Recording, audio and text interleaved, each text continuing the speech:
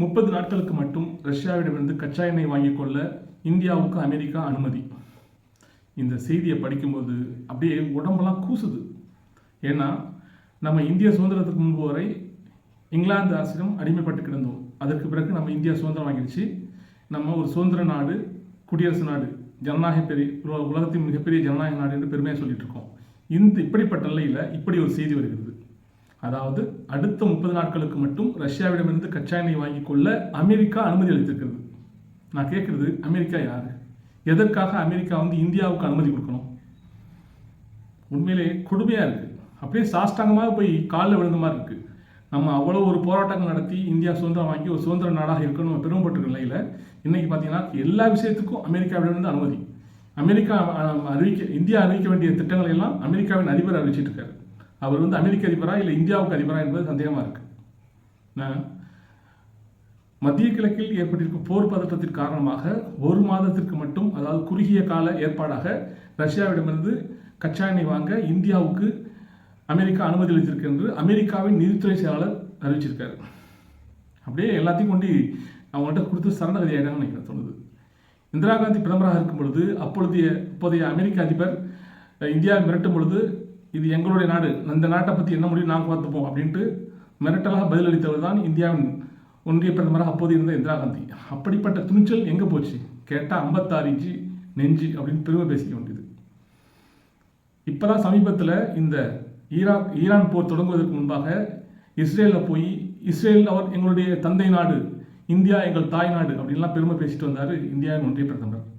இப்போ பார்த்தீங்கன்னாக்கா இந்தியாவுக்கு வந்த IRIS தேனா என்ற கப்பலை அமெரிக்க நீர்மூழ்கி கப்பல் தாக்குதல் நடத்தி அழித்திருக்கிறது. அந்த நீர்மூழ்கி கப்பல் பயணம் செய்த மாலுமிகள் அத்தனை பேரும் கிட்டத்தட்ட 80 பேர் இறந்திருக்கிறார்கள். 32 பேர் காயமடைந்த நிலையில் இலங்கையில் சிகிச்சை பெற்றிருக்கிறார்கள். இது எவ்வளோ பெரிய ஒரு கேவலம்! இந்தியாவுக்கு சென்ற ஒரு கப்பல், இந்தியாவின் அழைப்பை ஏற்று இந்தியாவிலிருந்து போர் பயிற்சி பெற்று சென்ற கப்பல் இப்படி ஒரு தாக்குதல் நடத்தி அழிக்கப்பட்டிருக்கிறது. இந்த கப்பல் இங்கே நிற்கிது அப்படின்ட்டு அமெரிக்காவுக்கு தகவல் கொடுத்தது யார்? அது ஒரு மிகப்பெரிய கேள்வி தான். இலங்கைக்கு அருகே காலி துறைமுகத்திலிருந்து கிட்டத்தட்ட 42 கடல் மைல் தூரத்தில் அந்த கப்பல் சென்று கொண்டிருந்த பொழுது அந்த அமெரிக்காவின் நீர்மூழ்கி கப்பல் தாக்குதல் நடத்தி அழித்திருக்கிறது. 2ஆம் உலகப் போருக்கு பின்பு இப்படி ஒரு சம்பவம் இப்பொழுதுதான் முதலாக நடைபெறுகிறதாம். இந்தியாவின் முன்னாள் உள்துறை செயலாளர் கன்வால் சிபால் என்ன சொல்லியிருக்காருனாக்கா, இந்தியாவின் அழைப்பை ஏற்று இந்தியாவில் போர் பயிற்சி பெற்ற ஒரு கப்பல் இப்படி ஒரு தாக்குதல் நடத்தி அழிக்கப்பட்டிருப்பது மிகவும் வேதனைக்குரியது.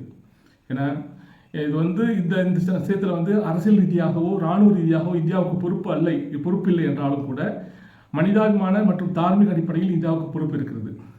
இந்தியாவின் ஜனாதிபதிக்கு அணிவகுப்பு மரியாதை நடத்தி சென்ற ஒரு அந்த ஈரானுடைய கப்பல் படை வீரர்களின் உயிரிழப்புக்கு இந்தியாவின் சார்பாக ஒரு இரங்கலாக, அதாவது இந்தியாவின் சார்பாக இந்திய கடற்படையின் சார்பாக ஒரு இரங்கலாக தெரிவித்திருக்க வேண்டும். இந்தியாவுக்கு சென்ற கப்பல் இப்படி தாக்குதல் நடத்தி அமெரிக்கா அளித்திருக்கிறது என்றால் இந்தியாவின் மாண்பையும் உணர்ச்சிகளையும் மதிக்காத தன்மைதான் இப்படிப்பட்ட நிகழ்வு காரணம் என்று அவர் கூறியிருக்கிறார். அதே போல இந்தியாவின் ஒன்றிய அரசின் சார்பாக எந்த விதமான கருத்துகளும் தெரிவிக்கப்படாத நிலையில் தமிழ்நாடு முதலமைச்சர் திரு முத்துவேல் கருணாநிதி ஸ்டாலின் அவர்கள் கருத்து சொல்லியிருக்கிறார். இந்தியாவுக்கு சென்ற கப்பல் போர்ப்படை கப்பல் இப்படி தாக்குதல் நடத்தப்பட்டிருக்கிறது மிகவும் ஒரு கவலைக்குரிய நிகழ்வாகும்.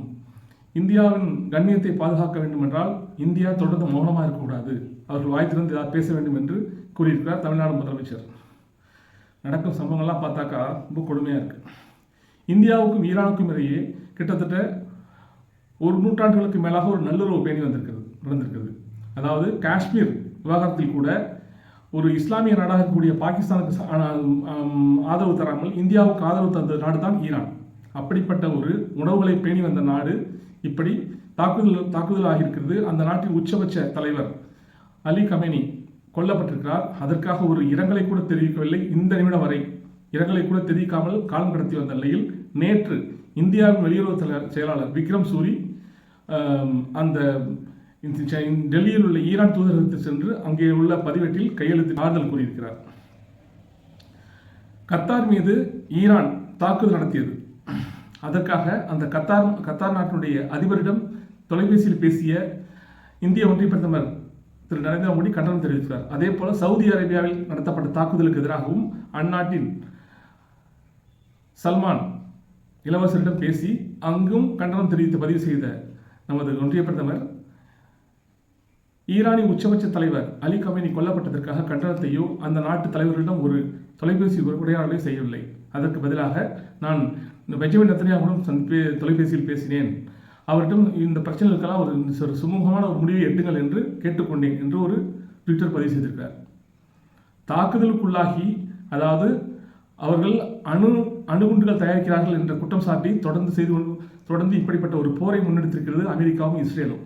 ஆனால் சர்வதேச அணுசக்தி முகமையின் சார்பாக சொல்லப்பட்டிருக்கும் தகவல் என்னவென்றால், ஈரான் அணுகுண்டுகள் தயாரிக்க ஒருங்கிணைந்த திட்டத்தை செயல்படுத்தியதற்கான எந்த ஆதாரமும் எங்களிடம் கிடைக்கவில்லை. நாங்கள் ஃபுல்லாக தரவாக செக் பண்ணிட்டோம், அப்படிப்பட்ட எந்த தகவலும் ஆதாரமும் எங்களிடம் இல்லை, கிடைக்கல அப்படின்னு அவர் பதில் சொல்லியிருக்காங்க. அந்த சர்வதேச அணுசக்தி முகமையின் சார்பாக கூறப்பட்டிருக்கிறது. எந்த காரணத்தை சொல்லி ஈரானும் இஸ்ரேலும் அமெரிக்காவும் ஈரான் மீது போர் தொடுத்திருக்கிறார்களோ அதற்கான எந்த விதமான தடயங்களும் ஆதாரங்களும் அங்கே இல்லை என்று அவர் கூறியிருக்கிறார். இதே போலத்தான் ஈராக்கில் ரசாயன உயிரி ஆயுதங்களை சதாம் ஹுசைன் தயாரித்துக் கொண்டிருக்கிறார் என்ற குற்றம் சாட்டி அங்கே போரை தொடுத்தது அமெரிக்கா. அவர் கொல்லப்பட்டார். ஆனால் இன்று வரை அங்கே ரசாயன உயிரிகள் ஆயுதங்கள் இருந்ததற்காகவோ அங்கே தயாரிக்கப்பட்ட எந்த ஆதாரங்களையும் இதுவரை அமெரிக்கா வெளியிடவில்லை. இப்படித்தான் பொய்யான குற்றச்சாட்டுகளை ஒவ்வொரு நாட்டின் மீது கூறி அந்த நாட்டின் அதிபர்களை கொன்றளிப்பதையே வழக்கமாக கொண்டிருக்கிறது. தன்னை உலகத்தின் போலீஸ்காராக அறிவித்துக் கொண்டிருக்கும் உலக பயங்கரவாதி அமெரிக்கா. ஏற்கனவே சதாம் ஹுசைன் ஈராக்கில் அவர் கொல்லப்பட்டார். அதே போல லிபியாவின் மிகச்சிறந்த அதிபராக, சர்வாதிகாரி என்று சொல்லப்பட்டாலும் கூட அந்நாட்டு மக்களுக்கு அவர் மிகச்சிறந்த அதிபராக செயலாற்றியிருக்கிறார். அவரையும் கொன்றொழித்தது அமெரிக்கா. இப்பொழுது ஈரானை கிட்டத்தட்ட 40 ஆண்டு காலமாக அவர்கள் சொல்லனா துயரங்களை அந்த நாட்டிற்கு ஏற்படுத்திக் கொண்டிருக்கிறார்கள். அந்த நாடு தங்களிடம் பணியவில்லை என்ற ஒரே காரணத்துக்காக 40 ஆண்டுகளுக்கு மேலாக பொருளாதார தடைகளை ஏற்படுத்தி அவர்களை, அந்த மக்களை துயரத்தில் ஆழ்த்திக் கொண்டிருந்த இந்த அமெரிக்கா சமீபத்தில் ஈரான் அமெரிக்காவுடன் பேச்சுவார்த்தை நடத்தி கொண்டிருந்தது.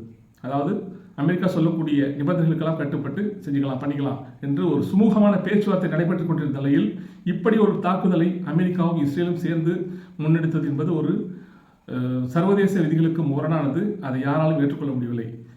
இந்த நிலையில் தான் ட்ரம்ப் என்ன சொன்னார்னாக்கா, அமெரிக்கா மீது ஈரான் தாக்குதல் நடத்தாமல் இருப்பதுதான் நல்லது, அப்படி மீறி எங்கள் மீது தாக்குதல் நடத்தினால் அவர்கள் இதுவரை சந்தித்திராத பயங்கரமான தாக்குதல்களை சந்திக்க வேண்டியிருக்கும் என்று மிரட்டி பார்த்தார். ஆனால் பாருங்க, அவர் என்னைக்கு மிரட்டினாரோ அதற்கு பிறகுதான் ஈரான் அமெரிக்க தளங்கள் இடம்பெற்றிருக்கக்கூடிய சவுதி அரேபியா, யுனைடெட் அரபு Emirates, Qatar, Jordan, Syria, Kuwait உள்ளிட்ட எல்லா அமெரிக்க இராணுவ தளங்கள் இருக்கக்கூடிய அனைத்து இடங்களிலும் தாக்குதலை தொடர்ந்து நடத்தி கொண்டிருக்கிறது. இதன் மூலமாக அந்த நாட்டு மக்களுக்கு எந்த விதமான பாதிப்பும் இல்லை. ஈரானின் முதல் இலக்கு என்னவென்றால் அமெரிக்க தளங்களை அழித்தொழிப்பதுதான். ஏன்னா மிரட்டி பார்க்கிறார், ட்ரம்ப் மிரட்டுறாரு, எங்கள் மீது தாக்குதல் நடத்தாமல் இருப்பதுதான் ஈரானுக்கு நல்லது. இவர் மட்டும் இஷ்டத்துக்கு இஸ்ரேல் கூட சேர்ந்துக்கிட்டு ஈரான் மீது தாக்குதல் நடத்துவாராம். ஆனால் இவருக்கு பதிலடியாக எந்த தாக்குதல் நடத்தாமல் ஈரான் அமைதியாக இருக்க வேண்டுமா. இப்படியெல்லாம் மிரட்டி பார்க்கும்போது தான் திருப்பி சரியான பதிலடி தாக்குதலை இந்த நாடுகளில் உள்ள, இந்த மத்திய கிழக்கில் உள்ள அரேபிய நாடுகள் அனைத்துமே அமெரிக்காவின் பாதுகாப்பு வலயத்தில் இருக்கக்கூடிய நாடுகள், அந்த நாடுகளில் அமெரிக்கா தங்களுடைய இராணுவ தளங்களை அமைத்து அங்கே இருந்து கொண்டிருக்கிறார்கள். அதனால் கடுங்கோபம் கொண்ட ஈரான் அந்த நாடுகளின் அமெரிக்க இராணுவ தளங்கள் மீது மட்டும் தாக்குதல் நடத்தி, இதன் மூலமாக பொதுமக்களுக்கு எந்த விதமான உயிரிழப்பு, ஏதோ ஒரு 2 பேர் இறந்துருக்கான்னு கேள்விப்பட்டேன். யுஏஇயில் ஒருத்தர் இறந்துவிட்டதாக ஒரு செய்தி வந்துச்சு. மற்றபடி எந்த விதமான உயிரிழப்புகளும் மக்களிடமிருந்து, அதாவது பொதுமக்கள் இறந்ததாக எந்த தகவலும் வரவில்லை. இந்த அடிப்படை இந்த நாடுகளில் உள்ள பொதுமக்கள் கூட ஈரானுக்கு முழுமையான ஆதரவை அளித்துக் கொண்டிருக்கிறார்கள். இவர்கள் இந்த அமெரிக்க படை தன்னுடைய தளங்களை காலி செய்து கொண்டு நாட்டை விட்டு வெளியேற வேண்டும் என்பதே அந்த அரேபிய நாடுகளுடைய மக்கள் விருப்பமாக இருந்து கொண்டிருக்கிறது. இப்படி தொடர்ந்து அக்கிரமங்களை செய்து கொண்டிருக்கும் அமெரிக்காவுக்கும் இஸ்ரேலுக்கும் ஆதரவாக நின்று கொண்டிருக்கிறார் இந்தியாவின் ஒன்றிய பிரதமர் திரு நரேந்திர மோடி. சமீபத்தில் தான் பார்த்தீங்கன்னாக்கா இஸ்ரேல் சென்று அந்த நாட்டின் பாராளுமன்றத்தில் உரையை நிறுத்தினார். இஸ்ரேல் எங்கள் தந்தை நாடு, இந்தியா எங்கள் தாய் நாடு. இஸ்ரேல் எங்கள் தந்தை நாடு, இதுக்கு என்ன அர்த்தம் தெரியுமா? நீ என்ன யூதனுக்கு பிறந்தியா இல்லை அரேபியனுக்கு பிறந்தியா என்ற கேள்வி விவரமறிந்தவர்கள் கேட்கிறார்கள். ஆனால் இதெல்லாம் அவருக்கு கொஞ்சம் கூட உரைக்காது. இந்தியாவும் ஈரானும் நூற்றாண்டு கால பழமையான உறவை பேணி வந்த நாடுகள்.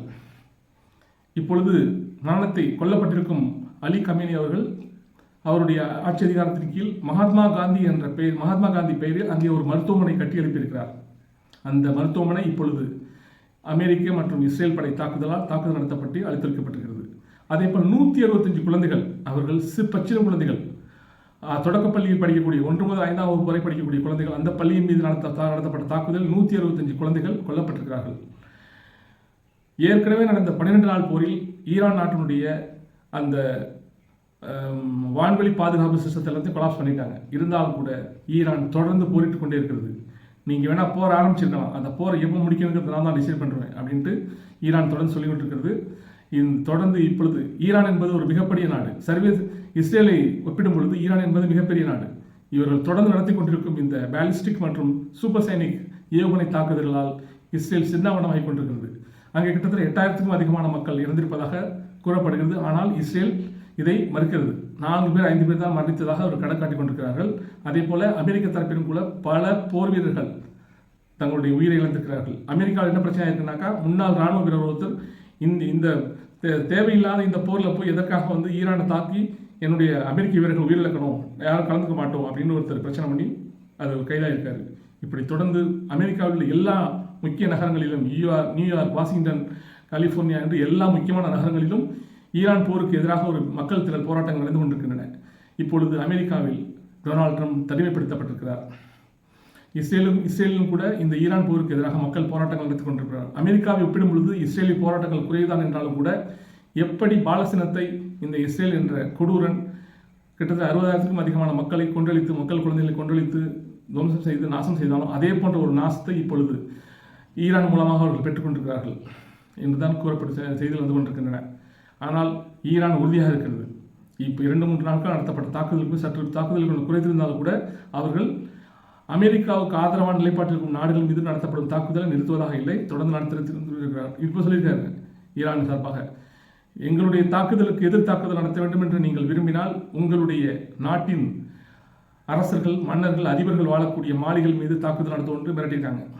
அது அப்படிலாம் நடக்க வாய்ப்பு இல்லை. அவர்களுடைய முக்கியமான நோக்கம் என்னன்னாக்கா, அமெரிக்க தளங்களை அமெரிக்காவுக்கு தக்க பாடங்கள் அளிக்க வேண்டும், அமெரிக்க தளங்களை மட்டுமே குறிவைத்து தாக்குதல் நடத்தி அளிக்க வேண்டும் என்பதை அவர்கள் தொடர்ந்து செய்து கொண்டிருக்கிறார்கள். ஆனால் இந்தியா உலகத்திலேயே ஒரு அடிமை நாடாகி போய்விட்டது இந்தியா என்று வருத்தம் அளிக்கிறது.